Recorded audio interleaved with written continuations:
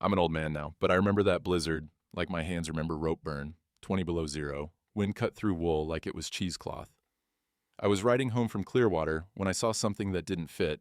A child, standing in the middle of the frozen road, barefoot. I pulled up, the horse stamped, breath clouding white. Behind the girl, maybe 20 yards back, a woman slumped against a boulder, too still.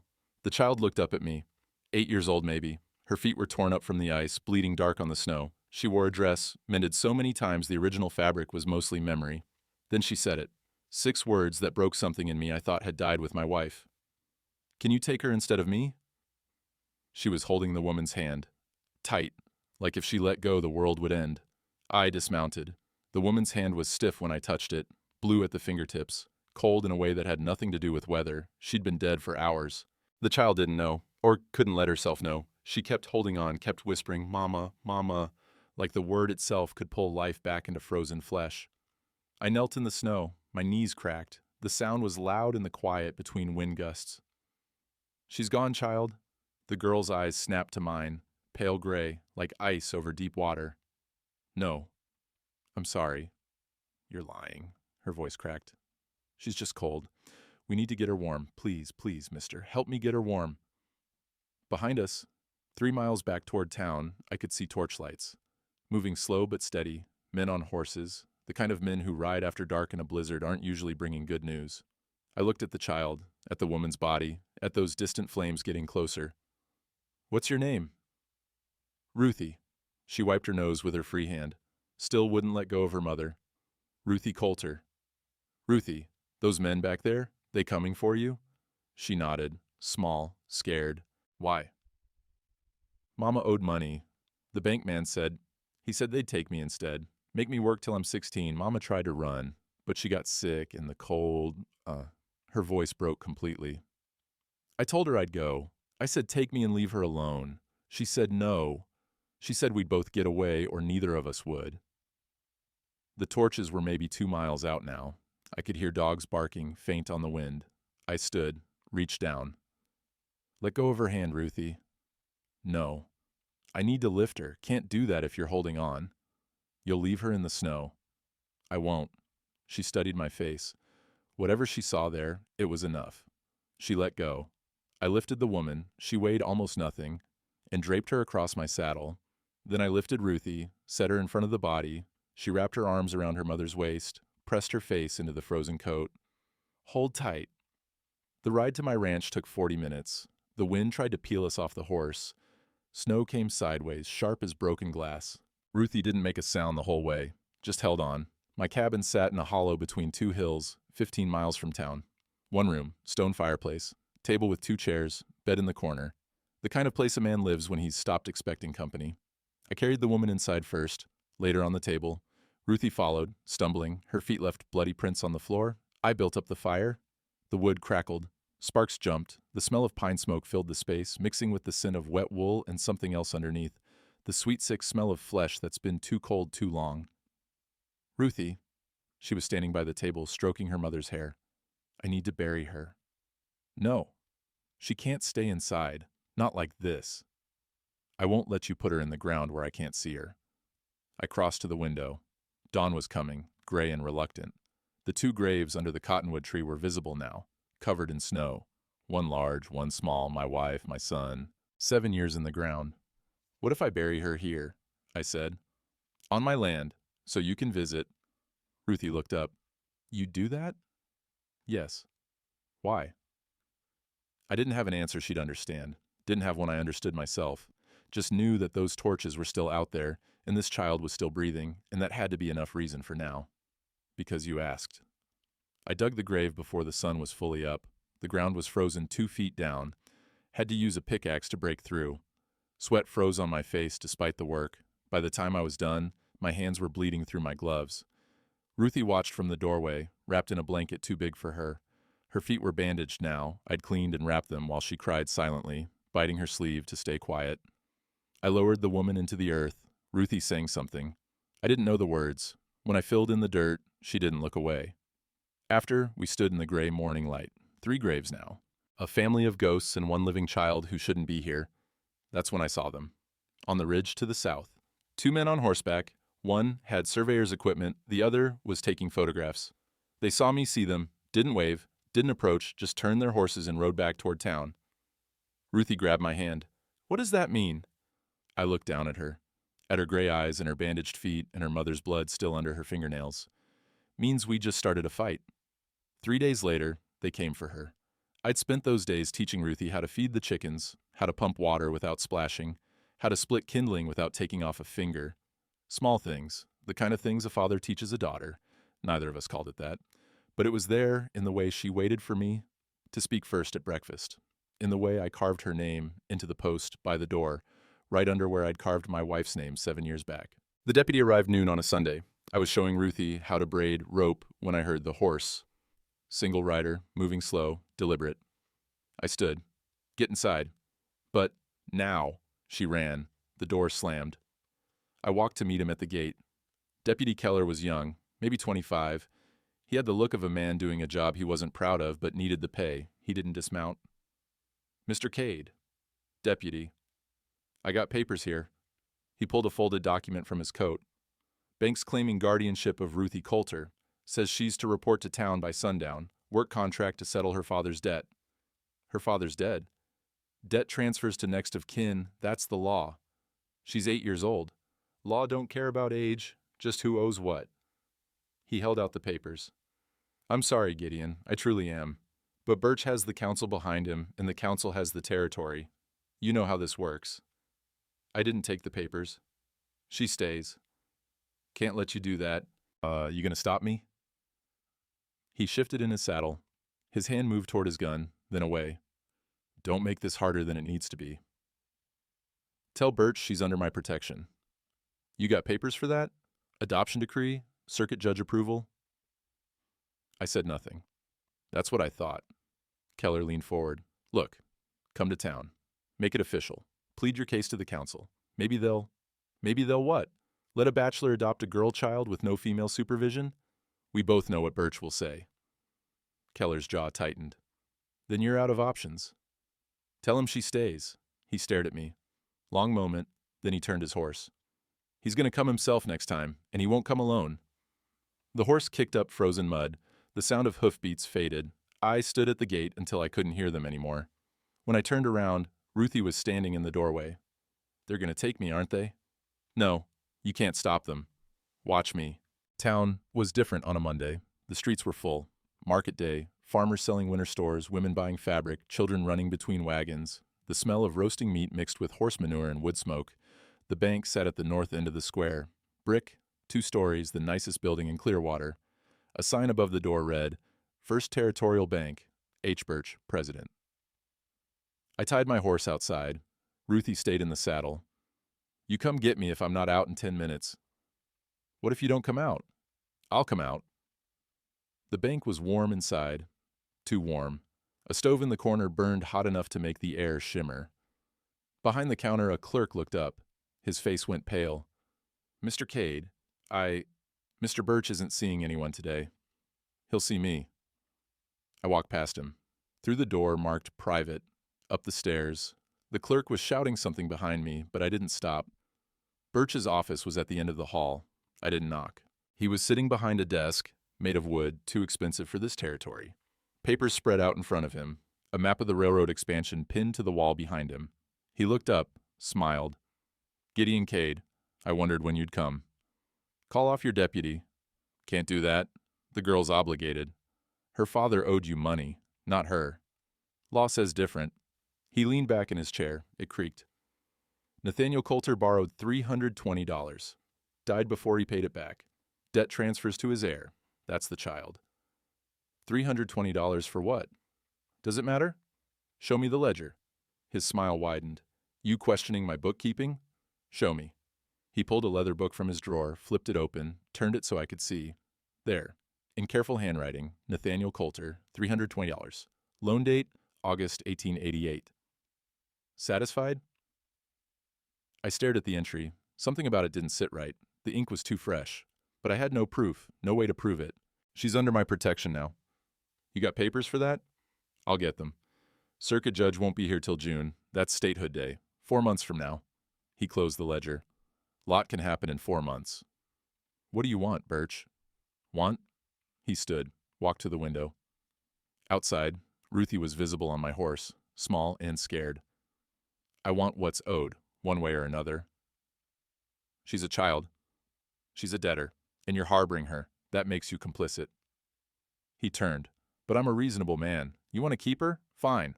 Pay the debt. I don't have $320. Then we have a problem. I stepped forward. Listen to me. The door burst open. Deputy Keller, out of breath, 2 more men behind him. One I recognized, Samuel Yates, Birch's hired hand. The other was a stranger, big, scarred, gun on his hip, worn low and easy. Mr. Birch, Keller said. Yo, you all right? Birch smiled at me. Fine, deputy. Mr. Cade was just leaving. I wasn't done talking. Yes, Birch said. You were. The big stranger's hand settled on his gun, not drawing, just reminding me it was there. I looked at Birch, at the map behind him, at the railroad line drawn in red ink, cutting straight through my property, understanding hit like cold water. This isn't about debt, isn't it? You want my land. His smile didn't waver. I want what's legal. The girl works off the debt or you pay it. Those are your options. He sat back down, picked up his pen. You have until the town council meeting, Thursday, noon. And if I don't, then the council votes and I control 4 votes out of 7. He started writing, didn't look up. Take him out, deputy. Keller grabbed my arm. Come on, Gideon. Don't make this worse. I let him pull me toward the door, but I looked back. This isn't over. Birch glanced up. Yes, Mr. Cade, it is. Outside, Ruthie was crying, silent tears running down her face. I climbed into the saddle behind her, wrapped my arms around her. I'm scared, Mr. Cade. I know. What are we going to do? I looked back at the bank, at Birch's window. He was watching us, still smiling. We're going to fight. The blacksmith shop sat on the east edge of town, where the wind carried the smoke away from the church. You could hear the hammer on anvil from a quarter-mile off, steady, rhythmic, the sound of a man who'd been working metal longer than most men had been alive. Tobias Dunbar, everyone called him Smoke, had hands like tree roots and a cough that rattled his whole chest. He was bent over the forge when I rode up, pumping the bellows with one foot while he shaped a horseshoe with the other. He looked up, squinted through the heat shimmer. Gideon Cade, ain't seen you in town twice in 1 week since Martha passed. I dismounted, helped Ruthie down. She stayed close to my leg. Need to talk. Smoke dunked the horseshoe in the quench barrel. Steam hissed up, smelling like hot metal and old water. Talk then. Birch is coming for the girl. Council vote Thursday. Heard about that. He set down his hammer, wiped his hands on his apron, black with soot and old burns. Also heard you buried her mama on your land without asking permission from nobody. Didn't figure I needed permission to do the right thing. Law might see it different. Law's been seeing a lot of things different lately. Smoke studied Ruthie. She was looking at the forge, the fire reflected in her eyes, turning them orange. What's your name, child? Ruthie. You scared of fire, Ruthie? No, sir. Good. Scared people make mistakes around fire. He pulled a stool over, patted it. Sit, watch, learn something. She climbed up. Smoke went back to work, heating a piece of iron till it glowed red, then hammering it into shape. The sound was loud, purposeful, each strike exactly where it needed to be. I waited. Smoke would talk when he was ready. Finally, he plunged the iron back into the coals, turned to face me. You know why I owe you my life? Little Bighorn was a long time ago. Not so long I forgot. He tapped his left leg, the one that didn't quite bend right. Took a bullet, went down, 3 Lakota coming at me with knives. You stepped over me, held them off till the retreat horn blew, carried me 2 miles with that leg dragging. Any man would have done the same. But it was you that did. He pulled something from under his workbench, a piece of paper, folded and refolded till the creases were soft as cloth. I've been thinking about this since I heard what happened. He unfolded it. A sketch, crude but clear, a brand design, my ranch mark, a simple C inside a circle, with the letter R woven through it, the lines intertwined so you couldn't tell where one ended and the other began. What's this? A mark. Smoke looked at Ruthie. Child, you know what a brand is? It's what ranchers put on cattle, so everyone knows who they belong to. That's right. Man's mark on a horse means it's his. Same with family. He tapped the sketch. You need a mark witnesses can see, something that says this girl belongs to you in a way that don't need no judge's signature. I stared at the design. Birch won't care about a brand. Maybe not, but a town might. People believe what they can see and touch more than what's written on paper. He refolded the sketch, handed it to me. I can forge this. Iron plate, your ranch mark and hers together, hang it over your door, carry it to the council meeting. When Birch says she ain't yours, you show them something permanent. That's not legal. Neither was burying her mama without permission. You're already on the wrong side of legal, Gideon. Might as well make it mean something. Ruthie slid off the stool, came to look at the sketch in my hands. That's pretty. You like it? Smoke asked. Makes me look like I belong somewhere. Something in her voice cracked the last wall I'd been trying to keep up. I folded the paper, tucked it in my coat. How long to make it? 2 days, maybe 3. He coughed, deep and wet, spat into the dirt. I'll start tomorrow. I can't pay you. Didn't ask you to. He picked up his hammer, tested its weight. You saved my life once. Figure this makes us closer to even. Outside, the wind had picked up. Clouds were rolling in from the north. The smell of coming snow hung in the air. Ruthie took my hand. Mr. Cade? Yeah? If Mr. Smoke makes that brand, does that mean I'm really your daughter? I looked down at her gray eyes and her too thin face and her bandaged feet healing slow under borrowed boots. Would you want that? She nodded, small, hopeful. Then that's what it means. We were halfway to the horse when I heard bootsteps behind us. Fast. I turned. A woman in a dark coat was hurrying across the street. She glanced back over her shoulder, then pressed something into my hand. For the girl, she whispered. Don't let them see. She was gone before I could respond, melted back into the market crowd like smoke. I opened my palm, $3 silver, and a note written in careful script. Birch's ledger is a lie. The real debt was $80. He burned the original contract. A friend. Ruthie tugged my sleeve. What is it? I closed my fist around the coins, looked back toward the bank. Birch was in his window, watching. Proof, I said. Maybe. Thunder rumbled. The first snowflakes began to fall. Thursday came cold and clear, the kind of morning where the sun's bright but gives no warmth. My breath hung in the air as I saddled the horse. Inside the cabin, Ruthie was putting on the coat we'd bought at the general store. Too big for her, she had to roll the sleeves 3 times. Do I have to come? Yes. What if they take me? They won't. You don't know that. I cinched the saddle tight. The leather creaked. No, I don't. She came to stand beside me, looked up with those gray eyes. Then why are we going? Because running only works till you run out of road. The town square was full when we arrived. 50 people, maybe more. Farmers, shopkeepers, women with children, all gathered to watch the council meeting like it was Sunday entertainment. The council sat on the church steps, 7 men in dark coats, Birch at the center, even though he wasn't officially the chairman, might as well have been. The way the others kept glancing at him for approval told you everything you needed to know. I helped Ruthie down from the horse. Her hand was shaking. Stay close.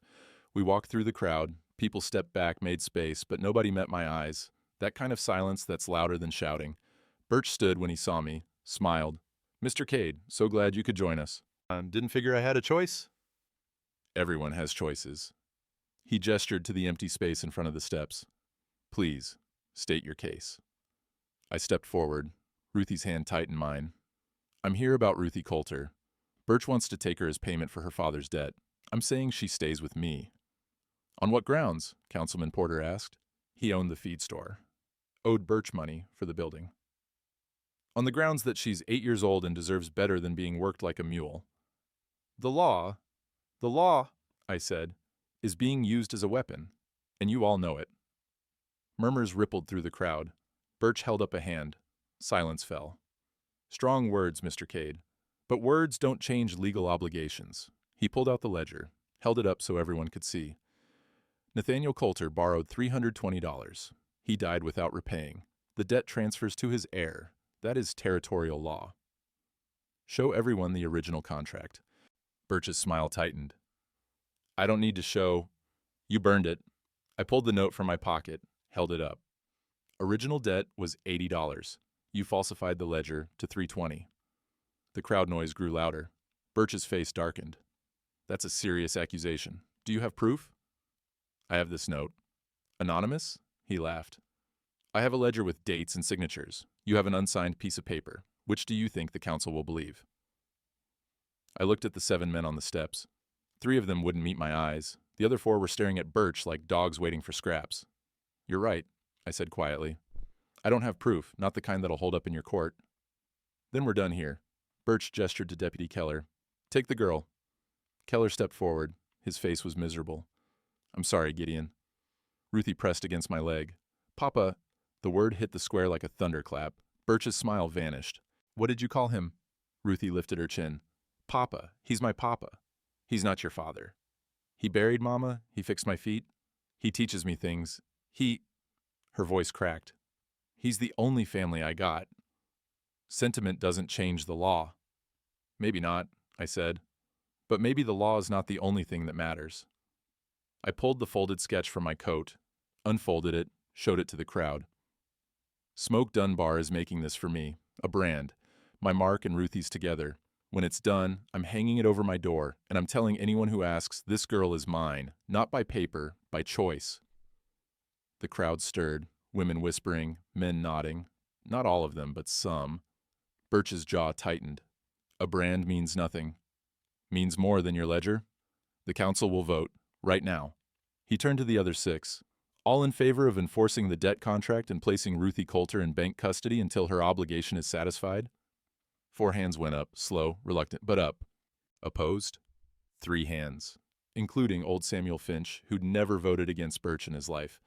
Birch nodded. 4-3. The motion carries. He looked at me. You have 2 choices, Mr. Cade. Surrender the girl or pay the debt in full. $320. You have until sundown. I don't have that kind of money. Then you have one choice. The crowd was silent, waiting. I looked down at Ruthie. She was crying, trying not to, failing. What if... I stopped, swallowed. What if I give you my land? The square went dead quiet. Birch leaned forward. I'm sorry? My ranch. 15 years of work. 200 acres. Timber rights, water access. It's worth more than $320. You'd give up your land for a child that's not even yours? Yes. He studied me. Long moment. Then he shook his head. Unfortunately, territorial law requires a surveyor's certification before land transfer. Can't file the claim until the ground thaws enough for boundary marking. That's not until June. You plan this. I plan everything, Mr. Cade. He stood. Deputy, take the girl. Keller moved forward. I stepped in front of Ruthie. No. Gideon, don't. I said no. Keller's hand moved to his gun, not drawing, just resting there. Behind him, the big stranger from Birch's office appeared. Samuel Yates and 2 others I didn't recognize, all armed. You gonna shoot me in front of the whole town? If I have to, then do it. The moment stretched. I could hear my own heartbeat, Ruthie's breath against my back, the wind rattling the ice on the church windows. Then a voice called out from the back of the crowd. Ain't no one shooting nobody today. Smoke pushed through the crowd, limping, coughing. Behind him came 3 more men, then 5, then a dozen, farmers, shopkeepers, men who had nothing to gain and everything to lose by standing against Birch. Smoke stopped beside me. You want the girl, deputy? You go through all of us. Keller looked at Birch. Birch's face had gone red. This is obstruction of legal process. This is a town standing up, Smoke said. Finally, Birch pointed at me. You think this changes anything? You think these men will stand with you when I call in their debts? When I foreclose on their shops? He smiled, ugly. You just made an enemy of the wrong man, Cade. He turned, walked back into the bank, slammed the door. The crowd began to disperse. Slowly, reluctantly, like they knew this wasn't over, just delayed. Smoke gripped my shoulder. You got time now, but not much. Birch won't let this go. I know. So what are you gonna do? I looked down at Ruthie. She was staring at Smoke and the other men, at the people who'd stood up. Her face was wet with tears, but her eyes were clear. We're gonna find a way to fight him, legal or not. Smoke coughed, spat blood into the snow. Then you better move fast. Men like Birch don't wait for the law when he wants something. That night, I couldn't sleep. I sat by the window, watching the road, waiting for torches. Ruthie was curled in the bed, finally asleep after hours of crying. Just before dawn, I saw them. Riders on the ridge, 5 of them, just sitting there, watching. Then they turned and rode away. But the message was clear. They were coming. And next time, witnesses wouldn't stop them. Spring came slow that year, the kind of thaw that teases you with warm mornings, then freezes you again by nightfall. The mud was ankle-deep in places, made every step twice the work. I was splitting wood when the livestock buyer rode up. March wind carried the smell of manure and wet earth, new smells, living smells. The buyer was a thin man named Corrigan. He dealt in cattle and horses all through the territory. Fair prices, honest scales, the kind of man you could trust even when you couldn't afford to. He dismounted slow, looked at the woodpile, at me, at the cabin behind me where Ruthie was inside making breakfast. Heard you might be selling. I sank the axe into the chopping block. Where'd you hear that? Word travels. Man offers his land to settle a debt. People figure he's desperate. Corrigan pulled a flask from his coat, took a sip, offered it to me. I shook my head. I'm here about the bull. My chest tightened. He's not for sale. Everything's for sale when you need money bad enough. The bull was in the far pasture, 3 years old, prime breeding stock. I'd paid $60 for him 2 years back. He'd throw strong calves, the kind that had built a herd over time. Losing him meant no calves next spring, maybe the spring after that too, depending on how long it took to recover. How much? $180. I did the math in my head. $180 from the bull, the $3 silver from the woman. That was $183. Still $137 short of Birch's $320. Might as well be $1,000. I'll think on it. Don't think too long. Offer's good till Saturday. He climbed back on his horse. For what it's worth, Birch is a snake, but even snakes got bellies close to the ground. Easy to step on if you know where to put your boot. He rode off. I stood there watching the bull graze. Solid, strong, worth more than money, but not worth more than Ruthie. Inside, she'd burned the eggs again. The cabin smelled like scorched iron and disappointment. She was scraping the pan with a fork, her face scrunched up in concentration. They stuck. They do that. I'm sorry. Don't be. I took the pan from her, scraped what could be saved onto 2 plates. Eat. Even bad eggs are better than no eggs. We sat at the table. The same table where I'd laid her mother's body that first night. Ruthie pushed the eggs around her plate. You're going to sell the bull. How'd you know? I heard you and that man talking. She set down her fork. That's a lot of money. Not enough. How much more do you need? $137. Her face fell. That's a lot. Yeah. What if we can't get it? I chewed slowly. The eggs tasted like ash. We'll figure something out. You always say that. Because it's always true. She looked at me with those gray eyes, old eyes in a young face. You're lying to make me feel better. Maybe. I don't want you to lose everything because of me. Ruthie, I could go back, work for Mr. Birch, just till I'm 16. That's only 8 years. I could. No. But I said no. I set down my fork. Listen to me. You're not going back. Not to Birch, not to anyone. You understand? Tears welled up. Then what are we going to do? I don't know yet. The door rattled. 3 sharp knocks. I stood, grabbed the rifle from above the mantel. Ruthie ducked behind the table. Who is it? Reverend Fairchild. Open up, Gideon. I got news. I opened the door. Reverend Alma Fairchild stood on the step. 60 years old, weathered as saddle leather, she'd been riding circuit through Montana for 20 years, preached in towns that didn't have churches, married couples in barns, buried folks who died too far from consecrated ground. She stomped mud off her boots, came inside without waiting for an invitation. Child, go fetch me some water. I've been riding since dawn. Ruthie hurried to the pump. Alma sat at the table, pulled off her hat. Her hair was gray as winter sky, pulled back in a tight bun. You look like hell, Gideon. Feel like it too. Good. Means you're taking this serious. She pulled a folded paper from her coat. I talked to 12 people this week. Good people. People who believe what Birch is doing is wrong. They're willing to sign an affidavit. A what? A legal document. Testimony. Says they've witnessed your care of the child, your fitness as a guardian.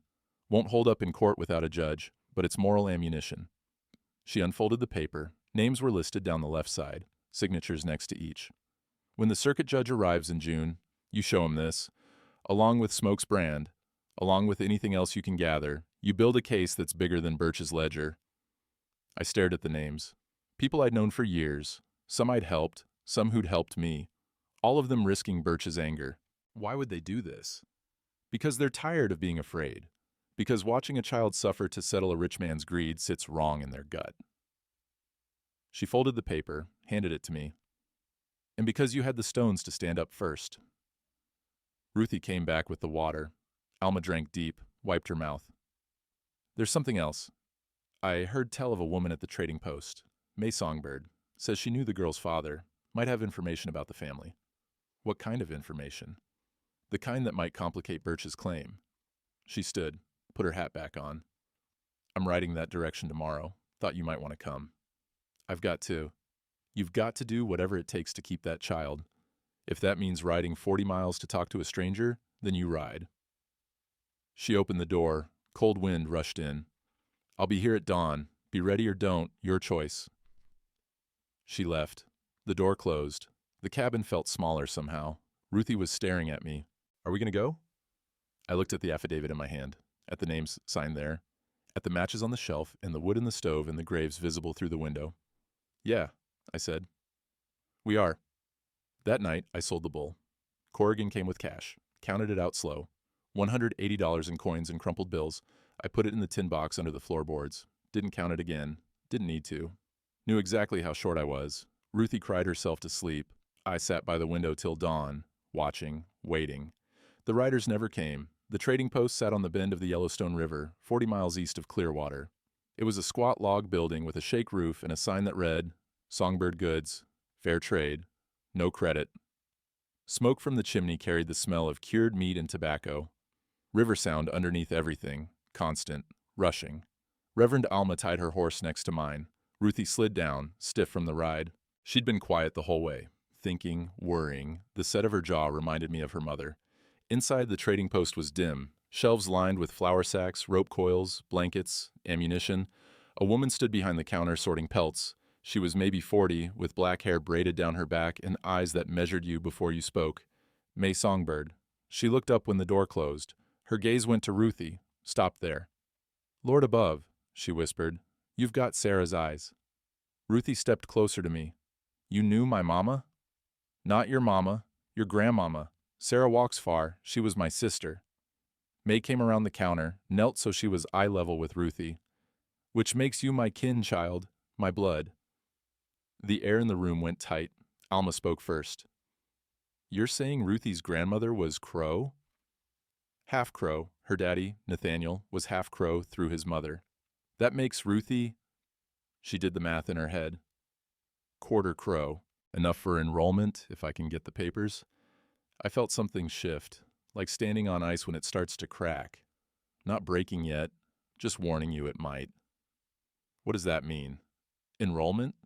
May stood. Means she's registered as Crow Nation, means federal jurisdiction, treaty law.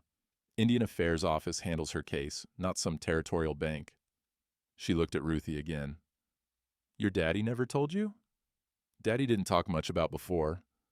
No, he wouldn't. May's voice went soft. My sister died when he was 12. Cholera. He left the reservation, tried to make it as white. Easier that way, he figured. But blood don't lie, and paper don't either. Alma leaned forward. You have proof of this? I can get it. Enrollment records are kept at the agency office on the reservation. 3 days' ride from here. Maybe 4 in this mud. She pulled a ledger from under the counter, flipped through pages, stopped on one, turned it so we could see. There, in faded ink, Sarah Walks Far, born 1831, married Thomas Coulter, 1850, one son Nathaniel, born 1851, underneath in fresher ink, Nathaniel Coulter, married Rebecca Brennan, 1880, one daughter, Ruth, born 1881. Ruthie traced her name with one finger. That's me. That's you. May closed the ledger. Your daddy came to me 3 years ago, said he wanted to make sure you were recorded, just in case. I wrote it down but never sent it to the agency. He died before I could ask him if he wanted me to. Why would that matter now? I asked. May looked at me like I was slow. Because if Ruthie's enrolled Crow, Birch has no legal claim. None. Federal law supersedes territorial contracts when it comes to tribal members. Been that way since the treaties. My heart was hammering. You're sure? I'm sure. But I need to ride to the agency, get the official enrollment certificate, take it to the territorial office, file the paperwork. She paused. Takes time. And money for the filing fees. How much? $20. I did the math. 180 from the bull, 3 from the mystery woman, 20 for May. That left 143, still short, but closer. When can you leave? Tomorrow morning. She looked at Ruthie. You'll need to come with me. They'll want to see you. Verify the lineage. Ruthie grabbed my hand. I'm not leaving him. Child, it's the only way. No. May glanced at me. I knelt down. Ruthie, this could save you. What if something happens while I'm gone? What if Mr. Birch comes and you're alone? I'll be fine. You don't know that. She was right. I didn't. But what choice did we have? Alma cleared her throat. What if I go with them, as witness and escort? That way Gideon can stay here. Hold down the fort, so to speak. May nodded. That works. Ruthie looked between us. Her face was pale. When would we leave? Dawn. And when would we get back? A week, maybe 8 days. That's a long time. I know, I squeezed her hand. But it's the best shot we've got. We stayed that night at the trading post. May gave us space in the back room. Ruthie and I shared a bedroll by the stove. She couldn't sleep, kept shifting, sighing. What if it doesn't work, she whispered. Then we try something else. You keep saying that, but we're running out of something else's. I stared at the ceiling beams. Shadows from the stove fire danced across the wood. Your daddy, did he ever tell you stories about your grandma? Not really, just that she died when he was little.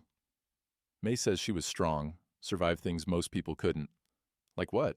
Like losing her home, her family, everything she knew, and still raising a son who grew up to be a good man, a man who loved you enough to make sure you'd be protected, even after he was gone.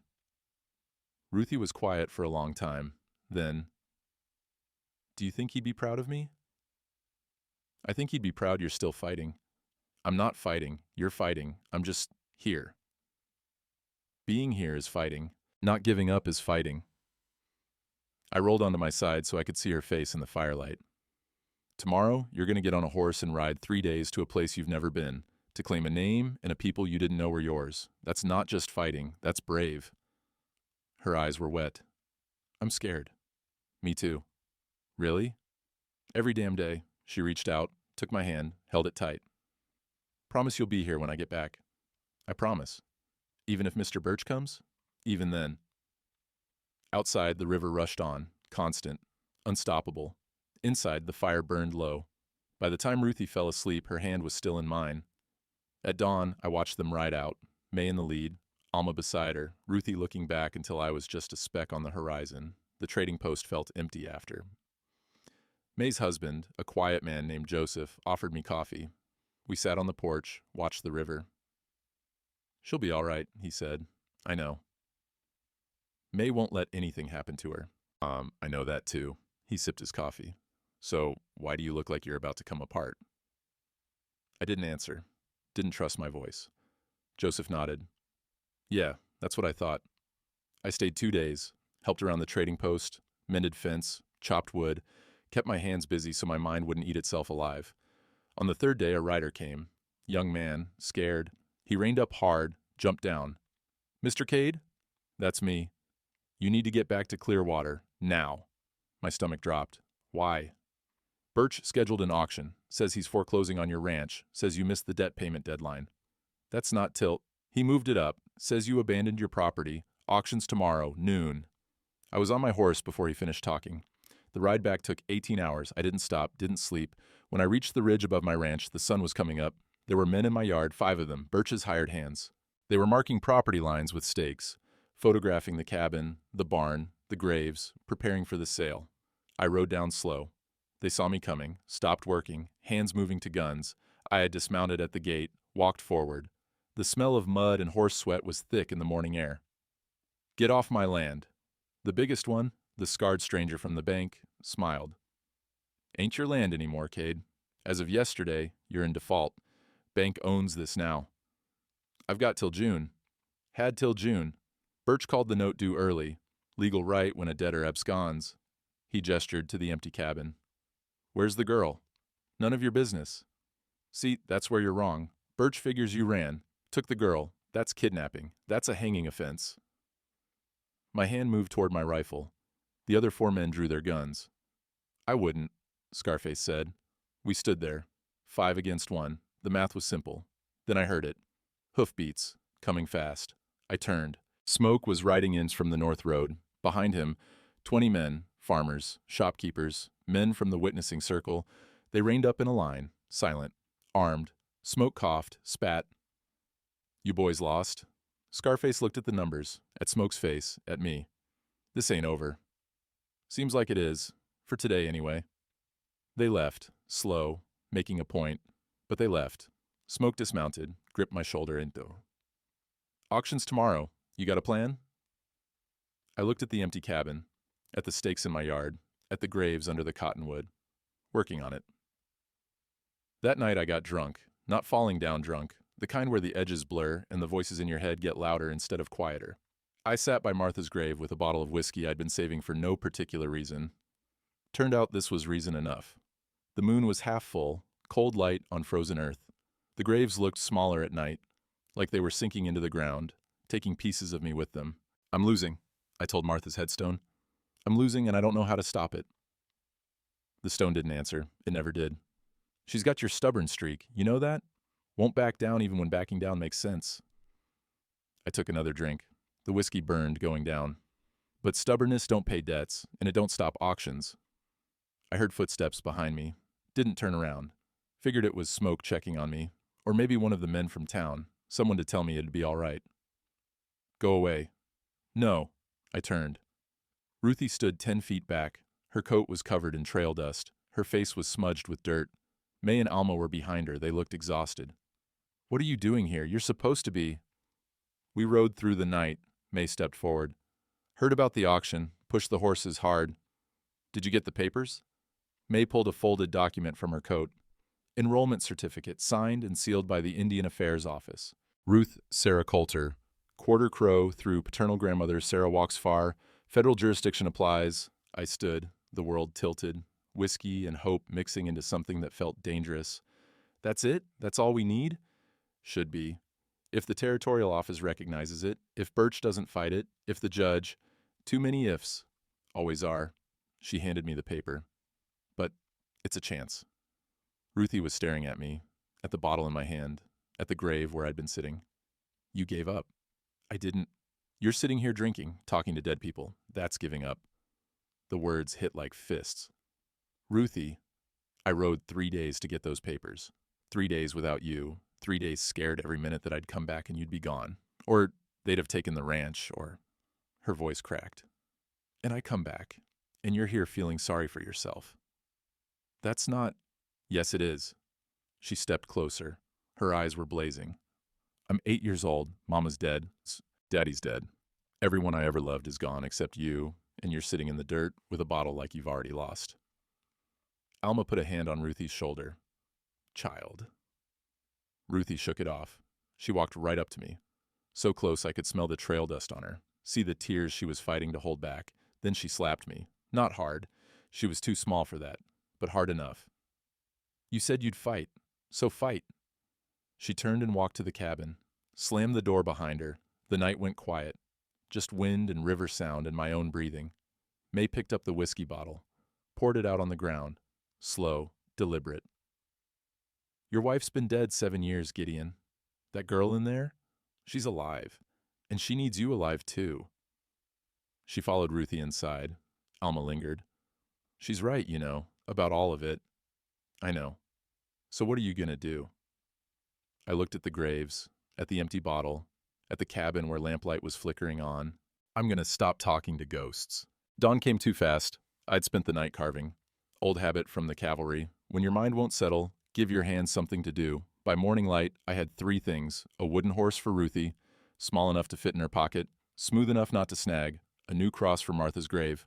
The old one was rotting, this one would last, and a plan, barely, but a plan. Smoke arrived at sunrise with the Forge brand. He'd finished it 2 days ago, but waited till now to bring it over. Said he wanted to present it proper. It was beautiful. Iron plate 6 inches across, my ranch mark and Ruthie's R woven together so tight you couldn't separate them. The metal was dark from the forge, permanent. Where do you want it? Over the door. He nodded, pulled out his hammer and nails. The sound of metal on metal rang across the valley. When he was done, the brand hung there, solid, visible. a statement you couldn't ignore. Ruthie came outside, stared at it. It's really happening, isn't it? The auction. Yeah. Are we going to lose? Maybe. You're supposed to say no. I'm supposed to tell you the truth. I handed her the wooden horse. I made this for you, last night, after you went to bed. She turned it over in her hands, ran her fingers along the carved mane. It's pretty. Keep it in your pocket. For luck. I don't believe in luck. Neither do I. But we're going to need something. The town square was packed by 11. Seemed like the whole territory had turned out. Some to bid, most to watch, to see if Gideon Cade would finally fall. Birch stood on the church steps with an auctioneer brought in from Helena. Professional, cold-eyed. The kind of man who'd sell his mother if the price was right. I tied my horse at the edge of the crowd. Ruthie stayed mounted. May and Alma flanked her. Smoke and his 20 men formed a loose circle around us. The auctioneer banged his gavel. We're here to auction the property known as Cade Ranch. 200 acres, timber rights, water access. Improvements include 1 cabin, 1 barn, livestock pens, and associated structures. He looked at me. Current occupant has been notified and given opportunity to settle debts prior to sale. No settlement was made. We proceed. That's a lie, I called out. The crowd murmured. The auctioneer frowned. Sir, if you have business with this court, I have business with the truth. And I pushed through the crowd, pulled out the $3 silver and the $180 from the bull sale, held them up. $183, partial payment on the debt. Birch smiled. Still short by $137. I'm aware. Then you have nothing. I have this. I pulled out the affidavit, unfolded it. 12 witnesses attesting to my fitness as guardian. Legal testimony that Ruthie Coulter is under my care and protection. Affidavits aren't adoption papers. No, but they're proof of intent and character. I turned to the crowd, to the faces I'd known for years. How many of you signed this? How many of you stood up and said this was wrong? 12 hands went up, slow, but up. And how many more would have signed if you'd asked them? I looked at Birch. This isn't about debt. It's about you wanting land for your railroad deal and using a child to get it. His face went dark. That's slander. That's truth. The auctioneer banged his gavel. This is highly irregular. If you have legal grounds to halt these proceedings, he does. May rode forward, held up the enrollment certificate. Ruth Coulter is enrolled Crow Nation, federal jurisdiction. Your auction is invalid. The square went dead silent. Birch stepped forward, grabbed the paper from May's hand, read it. His face went from red to white. This is a forgery. It's signed by the Indian Affairs Office. Sealed, dated, legal. I don't care what it says. The debt, May said quietly, was $80, not $320, and I have proof. She pulled out a burned piece of paper. Fragments, charred edges, but readable. I pulled this from your office stove 3 weeks ago. Original contract between you and Nathaniel Coulter. $80. You falsified your ledger. The crowd exploded, shouting, accusations. Birch was screaming something, but I couldn't hear over the noise. The auctioneer banged his gavel. Order, order. Deputy Keller pushed through the crowd, looked at the burned paper, at the enrollment certificate. At Birch. Mr. Birch, I'm going to need you to come with me. This is absurd. I haven't... Now, sir. Birch looked around, at the crowd closing in, at his hired men backing away, at me standing there with Ruthie's hand in mine. This isn't over, he hissed. Yeah, I said. It is. The auction didn't happen. Couldn't. Not with federal jurisdiction in play, not with fraud evidence smoking in May's hand, not with half the town ready to riot if Keller didn't arrest Birch right there. But Birch wasn't done. He made bail by evening, posted by someone in Helena, anonymous, the kind of money that buys silence and second chances. By nightfall he was free. By midnight he was coming for us. I heard them before I saw them. Hoofbeats, multiple riders, moving fast, the kind of speed that says someone's past talking. I grabbed my rifle. Ruthie, under the bed, now. But, now, she scrambled. I stepped onto the porch, 6 riders coming up the road, torches lit, Birch at the front, his hired men behind him, the scarred one, 3 others I didn't recognize, and Deputy Keller. They reined up at my fence. Birch dismounted. Keller stayed in the saddle, looking uncomfortable. Gideon Cade, Birch called. You're under arrest. For what? Kidnapping, harboring a fugitive, obstruction of legal process. He smiled. That enrollment certificate? I checked with the territorial office. They say it takes 6 weeks to process federal jurisdiction claims. Until then, territorial law applies. And territorial law says the girl comes with me. My hands tightened on the rifle. You're lying. Am I? He pulled a paper from his coat. Court order, signed by Judge Morrison. Temporary custody pending federal review. Deputy Keller's here to enforce it. Keller wouldn't meet my eyes. I'm sorry, Gideon. I got no choice. There's always a choice. Not when the law's clear. The law's a weapon in his hands and you know it? Keller's jaw worked. Maybe, but it's still the law. Birch stepped forward. So here's how this goes. You hand over the girl, you come peacefully, or we take her by force and you hang for resisting arrest. Your choice. I raised the rifle, aimed at his chest. Third option, you leave. Now. The hired men drew their guns. 6 on 1. The math hadn't improved. You gonna shoot me in front of a lawman? If I have to? Then you're a dead man. Birch's smile widened. But that's fine. Dead men don't raise children. And that ranch, that beautiful land you've been protecting, it'll be mine by week's end. My finger moved to the trigger. The moment stretched. I could hear my own heartbeat. Ruthie's breathing under the floorboards. The horses stamping, wind through the cottonwood. Then light bloomed behind them. Torches, dozens of them, coming up the road from town. Smoke led them. 40 men, maybe 50, armed, grim-faced. They spread out in a line. Silent, smoke rode forward. Evening, Deputy, Mr. Birch. This is official business, Keller said. You need to stand aside. Can't do that. That's obstruction. That's a town standing witness. Smoke gestured to the men behind him. Every man here saw what happened today. The fraud, the lies, the paper shuffling, and we're saying no more. Birch's face was purple. You think numbers matter? I'll have every one of you arrested. I'll call in the territorial marshal. The governor. You'll do nothing. A new voice, female, strong. Reverend Alma rode through the line of men. Behind her, May, and behind them a man I didn't recognize, older, native, dressed in a suit too fine for this territory. He dismounted, walked forward with the kind of authority that makes armed men step aside. I'm Samuel Brokenlance, Federal Indian Affairs Agent, District 7. He looked at Birch. I received word of a jurisdictional dispute involving an enrolled tribal member. I'm here to resolve it. Birch's confidence flickered. The enrollment hasn't been processed. Yes, it has. Brokenlance pulled documents from his saddlebag. Processed yesterday, approved this morning. Ruth Sarah Coulter is officially enrolled Crow Nation. Federal jurisdiction applies immediately. He turned to Keller. That court order? Void. Territorial law has no standing here. Keller looked at the paper, at Birch, at me. Then he holstered his gun. Seems like I'm done here. Deputy, I said, I'm done. Keller turned his horse, rode away without looking back. Birch was shaking. This is a conspiracy. I'll appeal. You'll do nothing.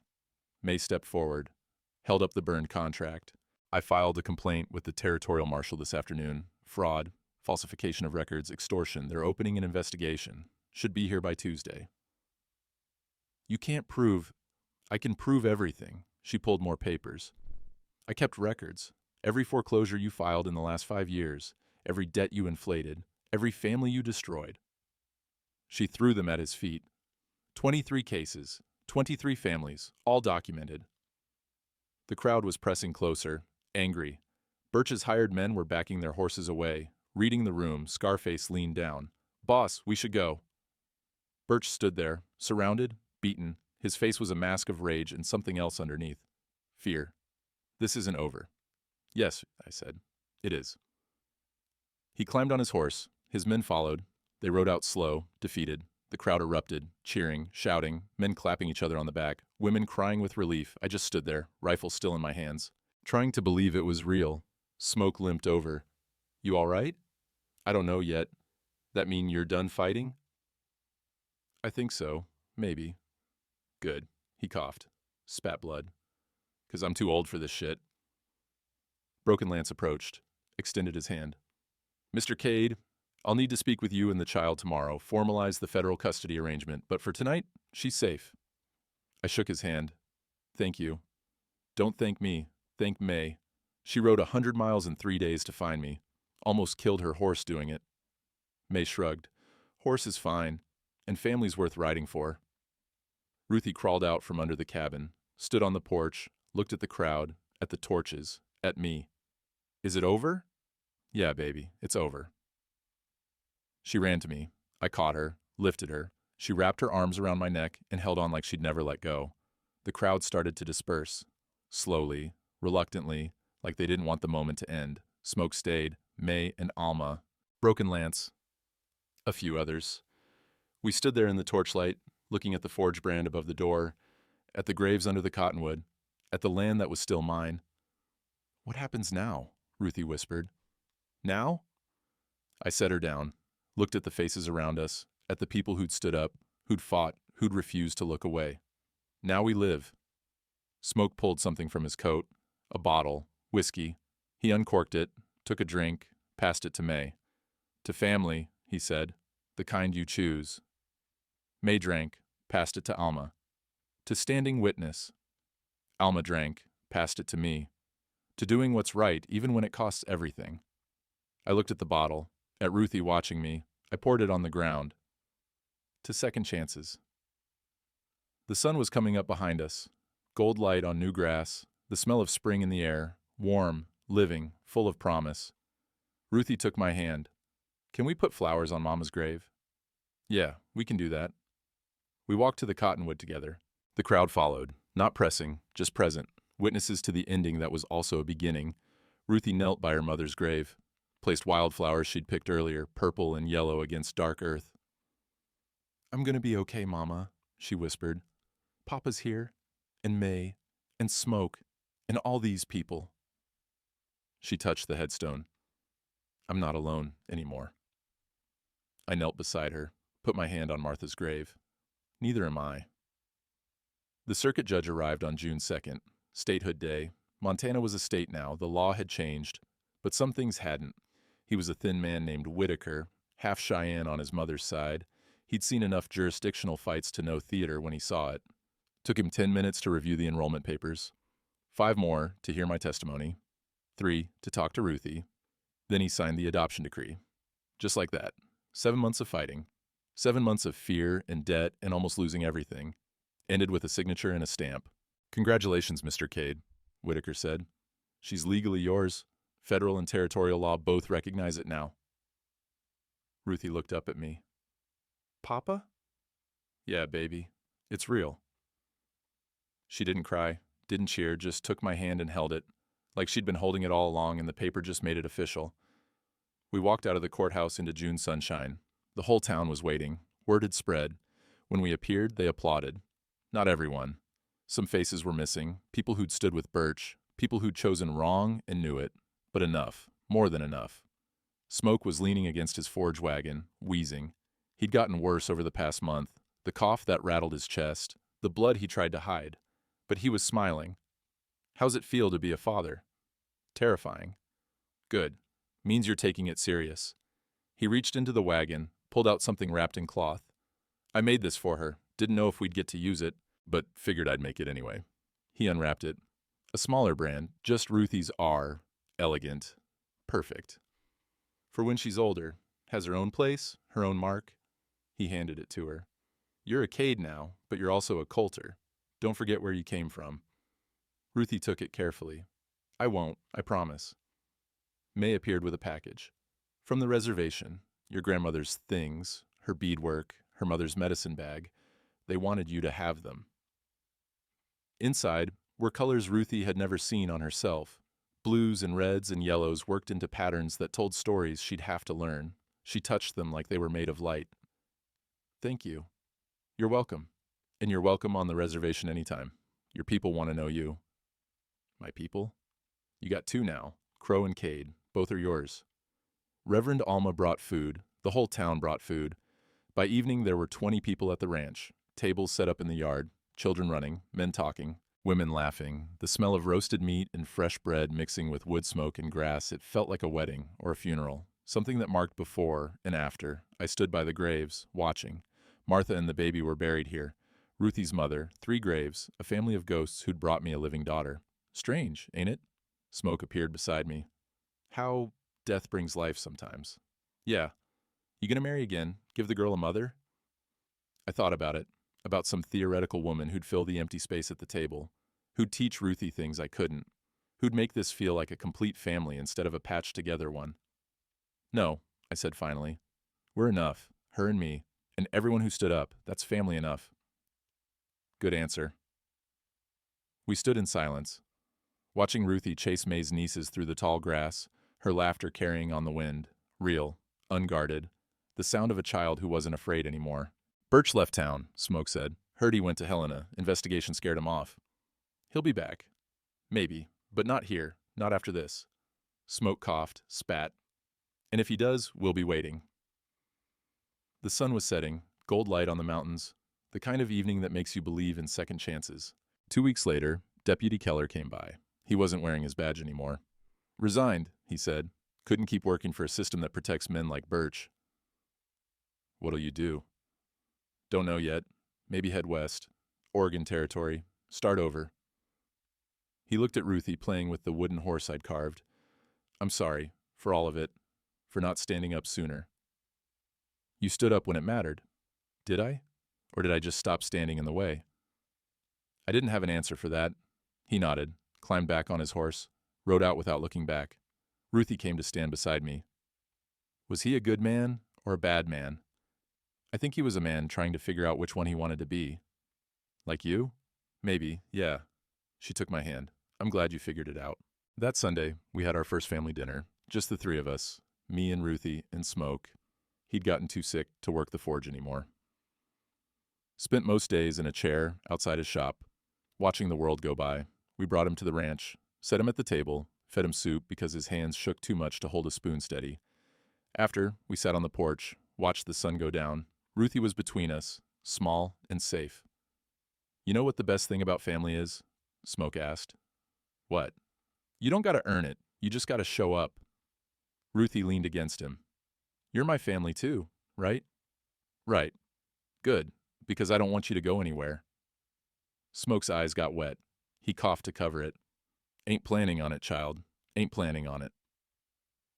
But we all knew he was lying. His breath was getting shorter, his skin yellower, the cough wetter. He maybe had months, maybe weeks, but tonight, he was here, and that was enough. July brought hay harvest. August brought trading season. September brought the first cold snap. By October, Smoke was gone. We buried him next to Martha. He'd asked for that, said he wanted to be near people who'd mattered. Ruthie carved his headstone herself, drew the letters in charcoal first, then used a chisel I guided while she hammered. It wasn't perfect, but it was hers. Tobias Smoke Dunbar, blacksmith, friend, family. May came for the service, brought half the reservation with her. Alma preached, the whole town showed up. Even people who'd stood with Birch, even people who'd looked away, because Smoke had been the kind of man who made you want to be better, and his death reminded everyone what they'd almost lost, what they'd almost let Birch destroy. After, people lingered, ate, talked, remembered. It felt like the town was healing, slow, incomplete, but healing. Ruthie planted flowers on all 4 graves, wildflowers from the high meadow, purple and yellow. They'd reseed themselves, come back every spring, a promise that kept renewing. That night, she asked the question I'd been waiting for. Are you going to die too? Someday. Everyone does. When? I don't know, but not today, and not tomorrow, and not for a long time if I can help it. Promise? I promise I'll fight like hell to stick around. She climbed into my lap. Big for that now. Almost 9, but still small enough to fit, still young enough to need holding. I don't want to lose anyone else. I know, but that's the price of loving people. You risk losing them, but the having them? That's worth it. She was quiet for a long time. Then, yeah, it is. Outside, the wind carried the smell of harvested hay and coming winter. The forge brand above the door caught moonlight, solid, permanent, a mark that said we belonged to each other. And for the first time in 7 years, I believed it. We were a family. Not the one I'd lost, not the one I'd imagined, but the one we'd built together out of grief and choice and people who'd refused to look away. And that was enough. More than enough. It was everything.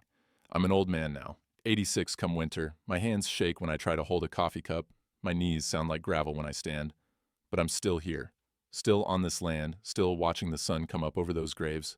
There are 7 headstones now. Martha and the baby, Ruthie's mother, Smoke, May passed in 08, Alma in 14, and Ruthie herself 3 years back. Cancer took her fast. She was 71. died in the bed where I'd first laid her mother all those years ago. But Lord, what a life she lived between. She married a good man, half crow, like her father. Gave me 4 grandchildren. They gave me 9 great-grands.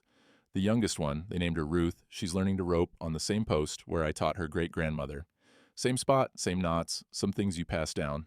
The ranch is hers now, all 200 acres. The Forge brand still hangs over the door. Smokes work, permanent as iron can be. People ask me sometimes what I learned from all of it, from that winter when a child appeared in a blizzard and turned my whole life inside out. I tell them the truth. Family isn't who you're born to, it's who you'd walk through a blizzard for, who you'd fight the law for, who you'd give up everything to protect. The wildflowers are early this year, purple lupine and yellow balsam root covering the graves like a quilt God himself laid down.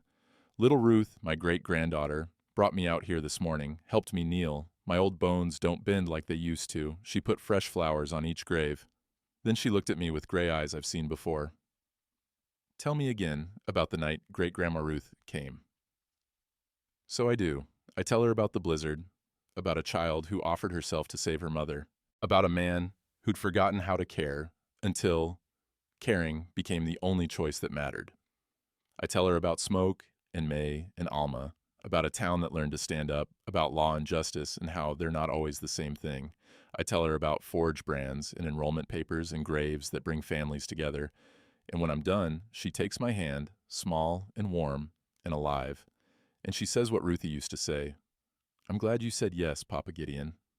Me too, baby. Me too.